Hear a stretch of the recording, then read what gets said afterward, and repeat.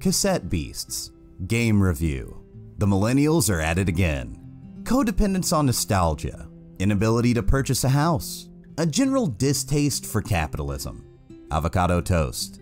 These are all things those of us born in the 90s are known for these days.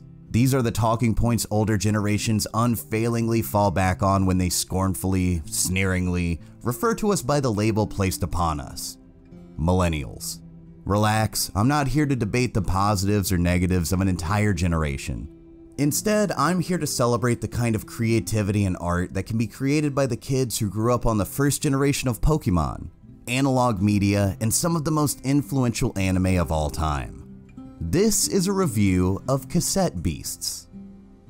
A dynamic duo.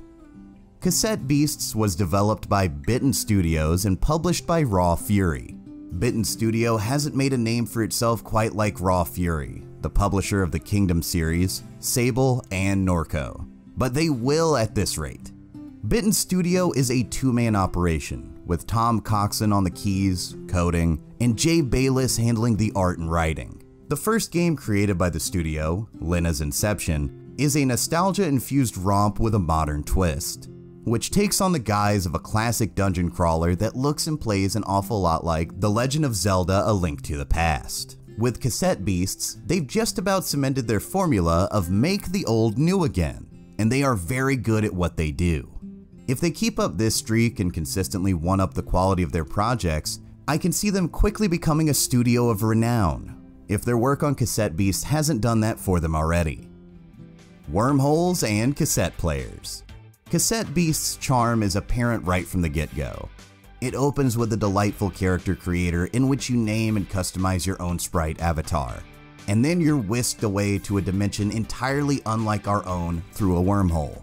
When you awaken, you find that you've been transported to the world of New World, a place where 120 Pokemon-like creatures roam the vast open world, and people called Rangers harness their powers to do battle.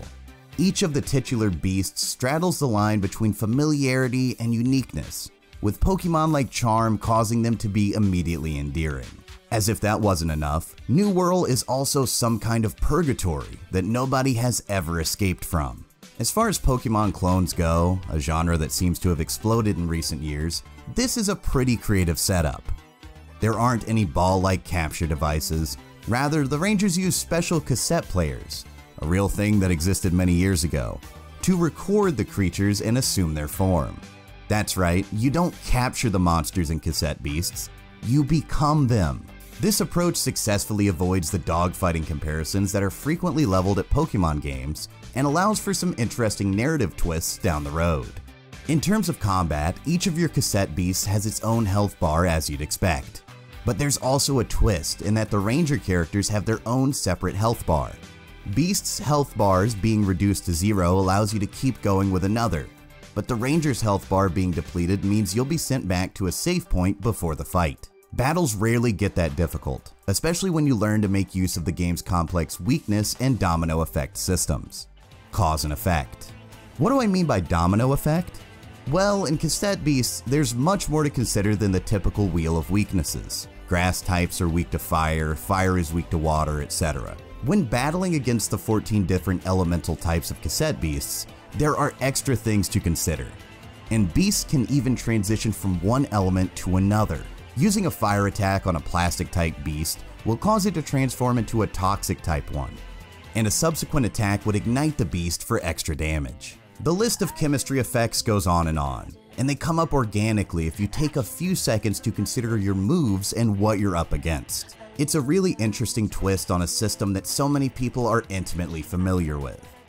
A hint of anime. There's a running joke in certain circles that everything goes back to Evangelion. Not just anime or animation in general, but everything. Movies, video games, anything that has the capacity to do something interesting with a narrative or visual representation. You don't notice these things until you've seen the original series, but, well, just look at this. This is one of Cassette Beasts' archangels, not to be confused with the angels of Evangelion. These extra-dimensional beings completely ignore the natural laws and visual design of New World, and play a big part in the game's narrative. There are 8 of them total to defeat before you can escape New World and hit the end credits, and each one you meet is more unsettling than the last. How does a PS1 polygonal 3D goat creature with a snake wrapped around its waist sit with you in your 2D sprite game? How about a Cuphead-like 50s style animated monstrosity? A ransom note come to life. They're all here, and it's awesome. To take on these beings, you have another anime-inspired mechanic, fusion, without so much as a Dragon Ball. The protagonist can fuse its current Cassette Beast form with that of a partner to create a beast strong enough to fight an Archangel. The resulting fusion always has the movesets of both beasts as well as their combined stats. Fusion also becomes a major narrative beat, as the act of fusion means the two who are fused create an unbreakable bond. Since, you know, they were basically inside of each other. It's not played for a joke or innuendo, rather it's used to create opportunities for more nuanced characters and relationships, much the same way as fusion was used in Steven Universe. So between Evangelion, Dragon Ball, and Pokémon, Cassette Beasts plays and presents itself as a millennial's greatest hits of the 90s. And that's just great. Don't gotta catch 'em all. As awesome as the world, mechanics, and characters of Cassette Beasts are, the cracks in the facade begin to show after just a few hours. As many different beasts as there are, I never felt the need to catch 'em all. Once I had a pretty good team that could cover just about any situation, I didn't really feel the need to record any more of them to add to my collection. Others might feel different, and I know there's a high associated with ticking off boxes and collecting every piece of a set in just about anything, but I wish there was more incentive to collect all of the beasts outside of the surface level satisfaction. The beginning of something great. Overall, I found the 20 or so hours I spent in Cassette Beasts to be very enjoyable.